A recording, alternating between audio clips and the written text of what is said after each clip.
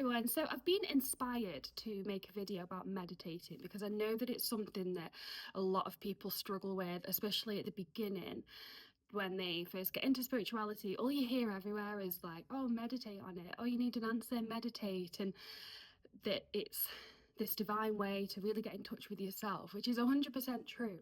But it can seem quite difficult at the beginning, especially when we lead such busy lives. It can be really difficult to actually meditate and get something meaningful out of it. So I thought I'd just share some of my seeds of wisdom, some of my advice on really what I do with meditation and how I think you could probably make it a little bit easier for yourself, because it's one of those things that we do and then we just tell ourselves, oh, I can't meditate, oh, I've tried to meditate, I can't do it, I must be doing it wrong. And it's not that, you know, everyone has that ability. It's just something that takes practice, really. So I've made some pointers so I can stay on track. And I think the main thing that I want to begin with is try and identify areas in your life where you're already meditating.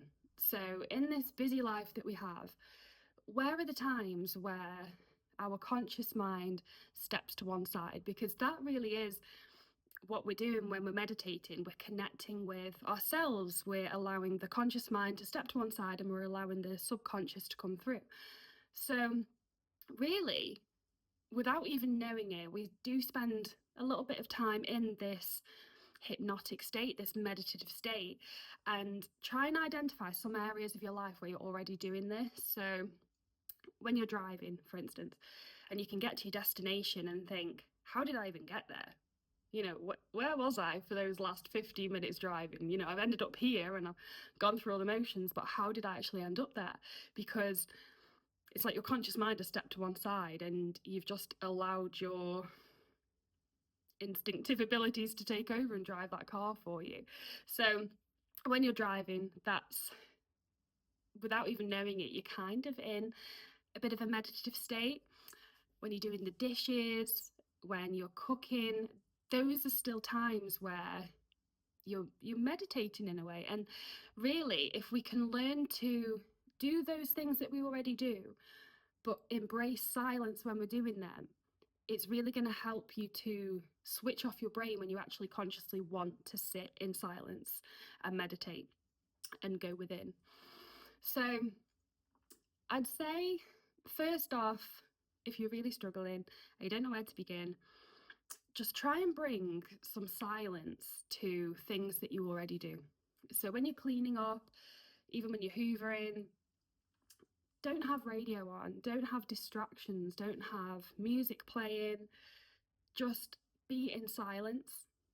And yeah, you might find that in that silence your mind starts racing with all the little things that you've got to think about, but just allow that process and just get used to the silence.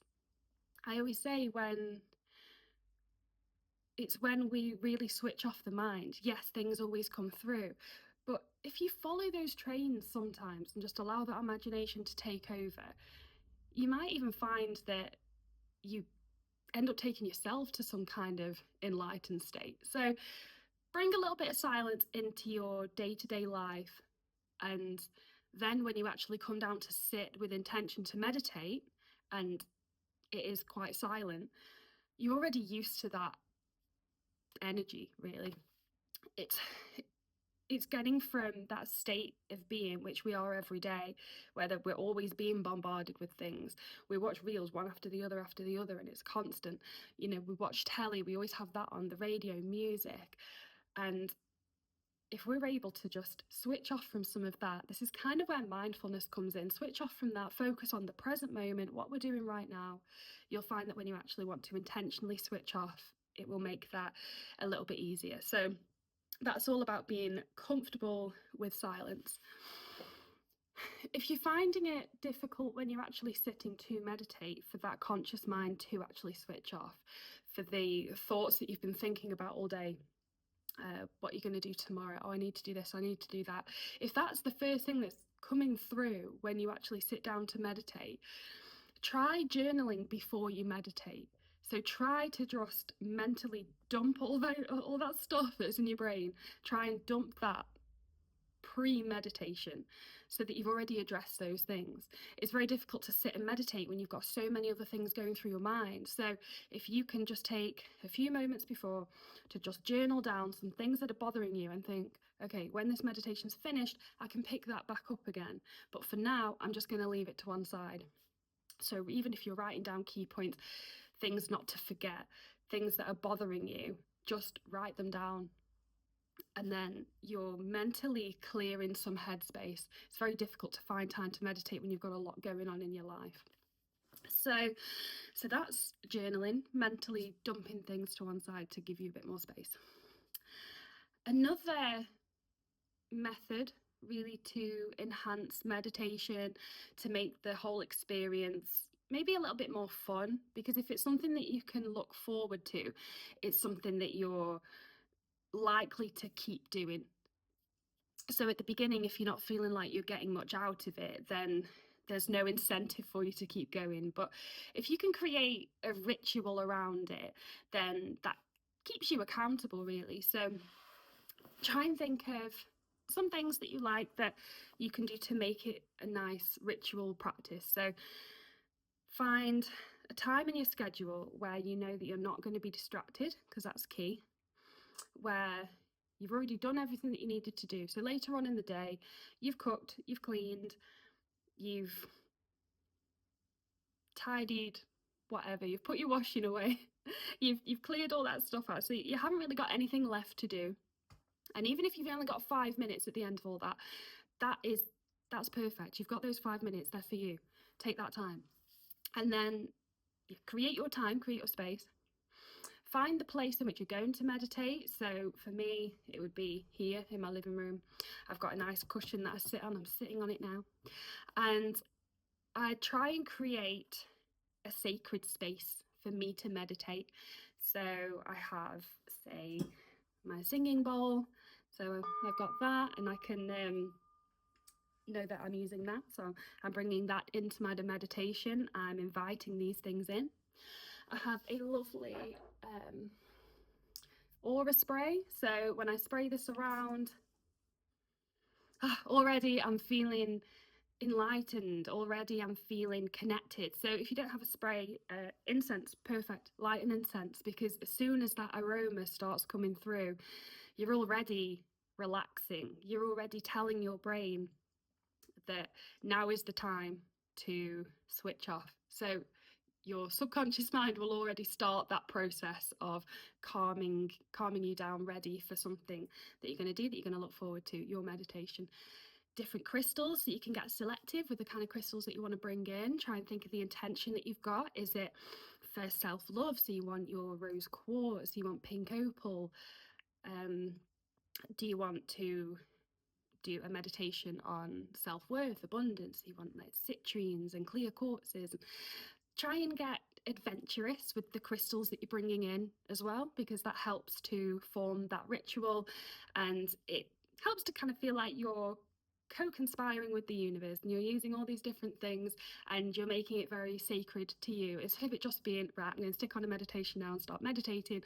Create this really nice sacred space, make it part of a spiritual practice, so that there's just more purpose and more meaning and intention behind what you're doing. And even if you're finding the actual act of meditation difficult, you're still setting those intentions, that you're bringing things from your outside space in to amplify your intention there to connect. And already you're going to start connecting. You're connecting with the crystals, you're connecting with the sound, the aromas. So already you're doing the work. Trying to think if there's anything else, like a nice herbal tea. Put your phone on do not disturb. Get rid of that. You don't need the vibration or energy of your phone around you. It's a distraction, unless you're using it to play the music. If you're worried about time, or you want a specific time frame, I say don't set an alarm, because you don't want to be bought out of it like that really fast, but utilize like the sleep timer function on wherever you're listening to your meditation, your music or anything. Use a sleep timer, and then you're not subconsciously thinking, oh, the alarm's going to go off in a minute. So we set our sacred space. Let's have some of my sacred tea. So you really want to make that meditation practice quite personal to you. This is your time, meditation time. Another really cool thing that you can do is, if you've got some tarot cards or oracle cards, have a little shuffle through and find some cards that connect with the intention that you want to meditate with. So is it the High Priestess in tarot, that's a very spiritual, connected, wonderful being? Or do you want the Hierophant, knowledge and advancement? Try and have a look through. If you want to meditate on a new path, new beginning, do you want to bring the Fool card? So invite some cards in as well to sit with you to help amplify that intention. So these are just ways that you're really going to find more purpose and meaning in what you're doing. So there's the ritual side. And next, you want to really pick the style of meditation, because not every type of meditation works for everyone. So we go from I'll talk for a few extremes really. You've got meditation in complete silence, where there's nothing, there's no distractions, there's no music, it's just you and your mind. And that probably is the most difficult to meditate in.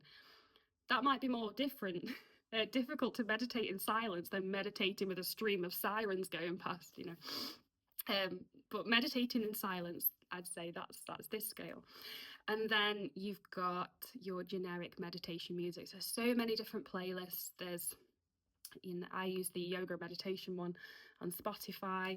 There's lots of different playlists. So do you want a really nice, smooth, generic meditation music?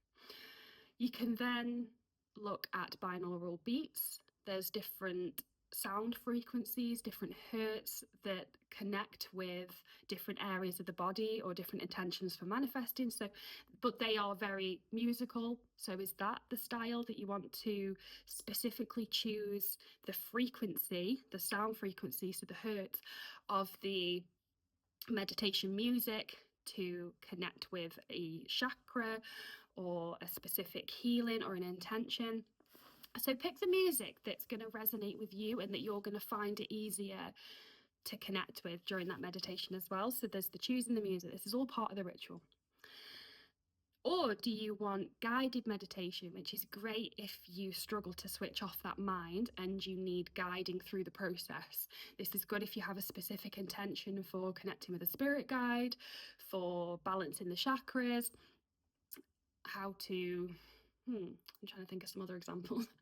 Connect with spirit guide, past life, things like that. Guided meditation is great for that, because you've got someone there directing you with what to do. On my YouTube channel, I did a guided meditation on starting a fresh new year, bringing abundance, bringing what you want into the new year.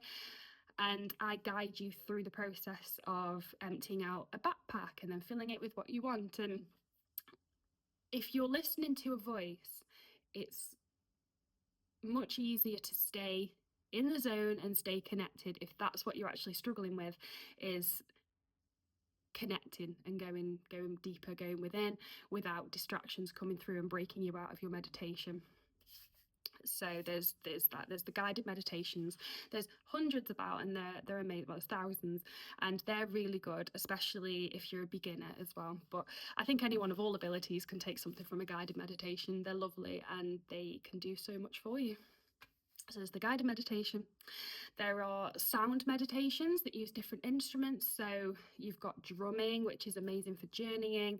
So drumming, Tibetan bowls, just a sound bath. So look into that if you prefer more of the instrumental and how different instruments sound and how they resonate with your body. That can offer a really nice alternative to the traditional meditation music that is a bit more ethereal.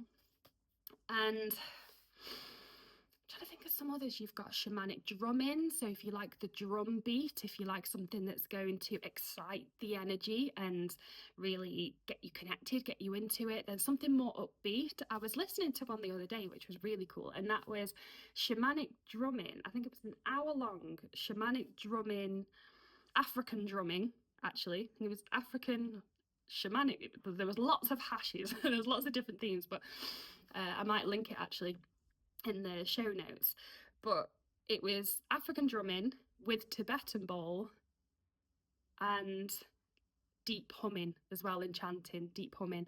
And that was really cool. I was meditating, and then after that I was dancing. I was just dancing around the house, just like getting really into it. And even that is meditation for me. I had my eyes closed, I was dancing around the house like this, I was listening to this music, I was letting my body flow, I was really getting into the rhythm, and that left me feeling so energized and so connected. It was amazing.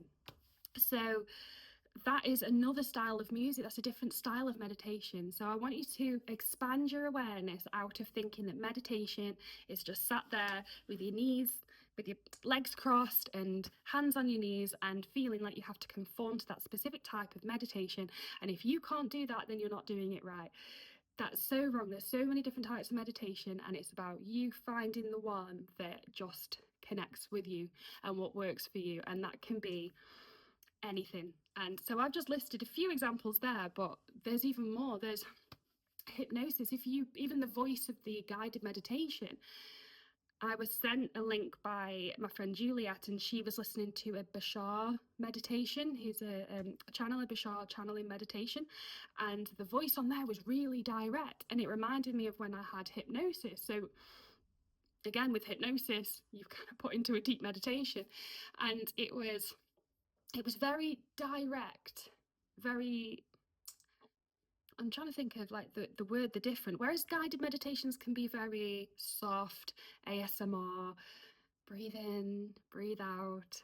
This was like more telling me, like directly telling me, like, you are a powerful being, you have this, do you know how strong you are as a being? And he's really drilling these words into you with this really nice music in the background. But because he's so consistent with his words, and because his words are so powerful, you can't help but get entranced in what he's telling you. And I really struggled to keep up with the words, so I just let myself just lean into it and know, well, my subconscious is listening. And that is really, when I've had hypnosis, that's kind of what happens there as well. I'm conscious, I'm aware of the words, but they're being delivered to me so precisely, strongly, and directly that I have no choice but to just surrender to what I'm being told. So again, another form of meditation, look into some self-hypnosis, that kind of thing, and that might fit your energy better. You might be someone that can really resonate with that, instead of something that is a little bit more ASMR, a bit softer, that you find that you can dip in and out of, or it gets a bit samey. So find what works for you and create your sacred space, your meditation space, and pick something tailored and designed for you. Try lots of different ones and see what fits and see what resonates, leave what doesn't. So I think my last point, if I can pull any more, but I think my last point, maybe second to last, is be open to how you receive information as a person, because not everyone is the same. So let me just have a swig. Is that there is a common misconception that most people are, well, we're all like clairvoyant. So in a lot of guided meditations, mine included, they ask you to visualize things. So visualize that you are in a forest, visualize that you're in a castle. I want you to visualize this. And if you're someone that isn't very good at visualizing something, then that might be really difficult, and that might be enough to just make you switch off and think, I can't do this, I'm no good at this, I'm not seeing what I'm meant to see. You know, if you're meant to be sat there and right now visualize your guide, what do they look like, and you're not getting anything, you may feel that your connection isn't there and it's blocked. And it's not the case. Not everyone is able to be clairvoyant, but realizing, when you realize that you can sense energy in so many different ways, we have all different clairs. If you can sense energy in a different way, and you don't have to just rely on being clairvoyant, or if that's not an ability that you have developed yet or are able to do, then see how else you can sense and feel energy and go in with that instead. So if you're being told to visualize, I used this example the other day during a Reiki session with someone suffering the same thing, and I said, if I was to say to you, visualize that you're walking into the ocean, and you can't do that it's difficult for you to do because you can't visualize it. But what if I was to switch that and say, right, feel the feeling that you're walking into the ocean? Can you feel waves? Imagine what it's like to feel waves crashing on you. Imagine what it's like to be immersed in this cold water while you have the warmth of the sun on your head and your shoulders, but you feel the cold water and it's swishing around you and it's flowing you here and there. Like, can you connect with that? Can you feel how it would feel to be in this beautiful body of water? Can you feel fish swimming around your ankles? How does that feel to you? Is that lovely, or is it, fish? You know, how does that feel for you? And it's the same, you know, you can't visualize it. Don't let that put you off from meditating, and don't let that make you feel like you're not going to get a really amazing experience. Everyone senses energy differently. Do you hear things? Does your internal voice say things to you while you are meditating? Do you hear words just randomly pop in? And because it's in your own internal voice, you think that it's you and it's not them. And I'll tell you, the voice usually sounds the same, by the way. If it's spirit talking to me, they're talking to me in my internal voice, the voice that I have when I'm reading a book or something. That voice that's me talking, that's spirit as well. So knowing the difference there, it's the same. But yeah, knowing how you receive information doesn't have to fit. If you're being guided to, right, visualize your guide, or you will now be greeted by your guide. Really, your guide will only present a light body to you to make it easy for you to connect with them, but they're light bodies. So feel, if you're being asked to do that, feel what it feels like to have someone step in your energy and step in your presence. How do they feel? How do you feel being next to them? Just tune into your energy there. Okay. And realize that you might just have a different way of receiving energy, and that's totally fine. It's unique to you, it's your own experience. So once you're able to create more of a routine as well, so really get a little bit more disciplined with it. If you really want to get somewhere with meditation, try and be a bit more disciplined with it in when you actually set the time and space to do it, your ritual around it, especially your intention. Why are you wanting to meditate? What do you want to gain from this? Don't just go into a meditation and just see what happens. Go in with intention so that you and your subconscious and your spirit team know where to try and push you to get the information that you need. So that is quite important. Intention is everything. If you have ever had Reiki as well, so Reiki is great for meditating. I mean, massage as well, when you're just relaxing into it, that can be a nice time. But Reiki is amazing for, sorry for how many times I'll say amazing. I feel like I need some synonyms on that. What other words can I use instead? Because I use it so much. But Reiki is incredible for awakening the crown and the third eye chakra, for balancing the chakras and allowing you to be in a space of meditation, because a lot of the time you can't help but surrender to the flow of that energy. When I do Reiki, for instance, I always start with a bit of a guided meditation just to get you into it, and then really just focus on relaxation, creating that space using sound, using the aroma, using different crystals to enhance that meditation space. So if you've not had Reiki before, I really recommend that. If you're wanting to learn to meditate, have a Reiki session or something similar, some kind of healing modality or a sound healing or some kind of modality to help facilitate that meditation. Another thing I was going to mention as well is see if you can find a meditation group around you. So is there a meditation circle? I know a lot of the spiritual centers do meditation circles, and they're quite good to learn how to meditate in a group energy as well. So not only are you setting time, space, intention to meditate, it's also learning about how meditative energy works. And they say within a circle, because you're all meditating, it's like a group of batteries together are more powerful than individual batteries working individually. you put those batteries together and the power is amplified. So they say to meditate in a circle is actually a more powerful way to meditate. So see if you can find a circle or a meditation evening or something like that where you can go with intention to meditate, and see how you feel there as well. Just switch it up a little bit, switch up the environment and see how that fits. So I think I've covered everything there. That's like my advice on how you can get a little bit more from your meditation, or really just getting into meditation. So hopefully that'll help. And if you have any other questions, I'd love to hear them. I love to answer these. Let me know what you think. Should I say, yeah, I suppose it's a YouTube, so I can be like and subscribe to my channel. Like and subscribe to my channel. Yeah, that's how you say it, isn't it? I'm not, to be fair, I never really watched YouTube before I started making YouTube videos. I've just never gone on it. So interesting. So yeah, I hope that helps, and let me know. Okay, take care.